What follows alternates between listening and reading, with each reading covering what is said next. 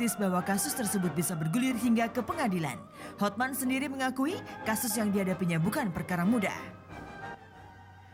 Potong leher saya kalau misalkan Mabes Polri bisa. Itu pertama kita ngomong mengenai kewenangan, bukan jurisdiksinya polisi di sini. Itu kan tindakan bodoh. Selain beratnya materi hukum, sebuah sumber mengatakan Desi kelihatannya tak akan berani mendatangi Malaysia terkait statusnya sebagai buruan polisi Prancis. Pertengahan tahun 2008 lalu, pengadilan Grace memvonis Desi hukuman 18 bulan penjara atas tuduhan tidak memberi imbalan atas kerja Saliha Lanti, perempuan yang dibawanya dari Indonesia ke Prancis. Desi juga divonis bersalah karena membantu terjadinya pelecehan seksual yang dilakukan suaminya terhadap Saliha. Terhadap pemberitaan seputar kasus pidana yang dilakukan Desi selama bermukim di Prancis, pihak Departemen Luar Negeri yang dihubungi Cek dan Ricak mengaku tidak tahu menau dan mau tahu soal itu. Kita tidak tahu dan kita juga tidak mencoba mendengar. Selama ini Desi bisa bebas berkeliaran di Jakarta karena Indonesia tidak memiliki hubungan ekstradisi dengan Prancis. Namun jika berada di Malaysia, Desi kemungkinan bisa ditangkap.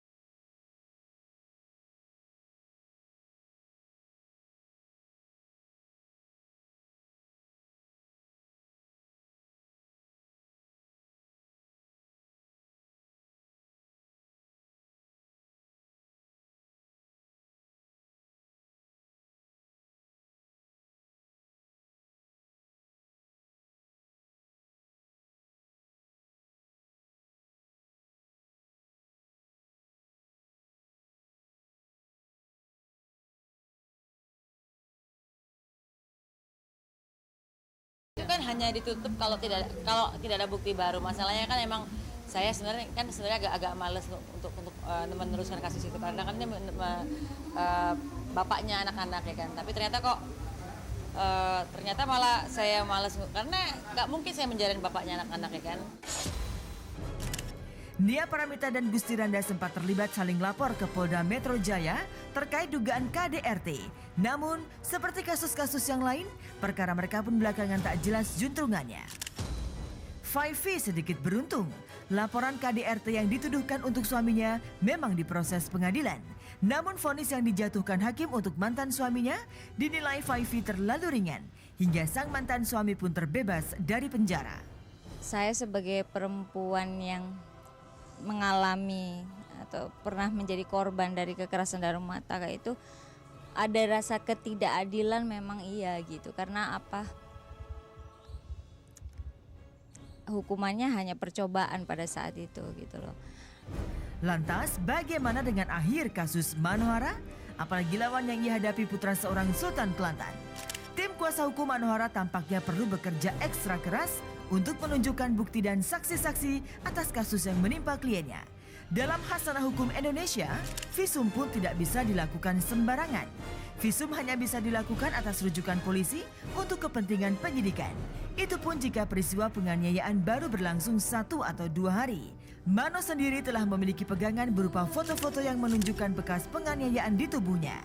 Tapi, untuk membuktikan ia butuh keterangan saksi untuk menegaskan bahwa luka tersebut memang dilakukan Tengku Fahri. Foto juga nggak bisa. Anda kan tahu apa susahnya ngerekam foto. Kemana ada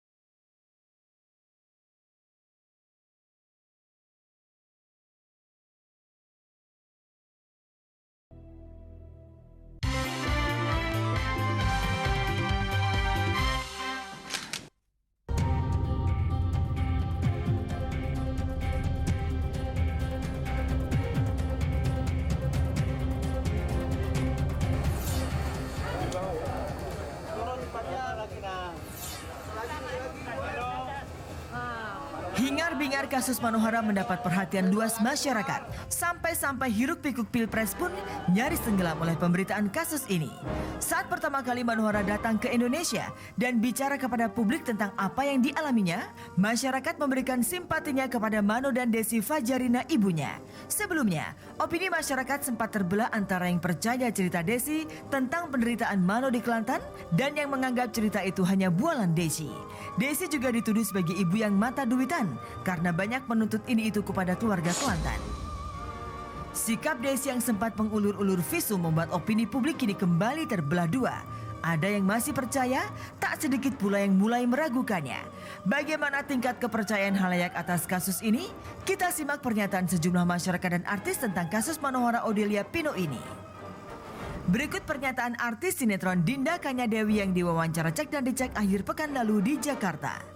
Kalau misalnya gue melihat pemberitaan sih emang sekarang kalau ibarat kata top 10 dia udah nomor 1 ya. Kayaknya udah melibas berita-berita yang lagi happening juga sekarang. Bahkan kampanye presiden juga hilang gara-gara hebohnya Manohara. Kasus Manohara memang mendapat perhatian luas masyarakat karena kisahnya yang memilukan dan menyinggung rasa kemanusiaan siapapun yang mendengarnya. Kesibukan tampil memenuhi wawancara televisi tak pelak membuat rencana visum terhadap Mano tidak lagi menjadi prioritas utama. Mano dan Desi pun seperti menikmati publisitas media saat ini. Iya, sibuk tampil gitu, tapi ya mungkin itu juga satu ada apa ya?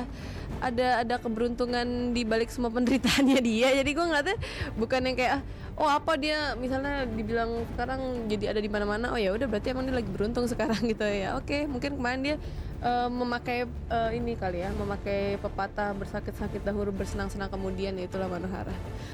Dewi Sandra yang dihubungi Cek dan Dicek secara terpisah mengungkapkan sikap Mano dan Desi yang lebih memilih mendahulukan tampil di sejumlah televisi ketimbang melakukan visum tentu didasari alasan tertentu. Ini adalah kasus yang sangat sensitif dan harus sangat hati-hati karena ini bisa menjadi masalah yang yaitu antara negara gitu.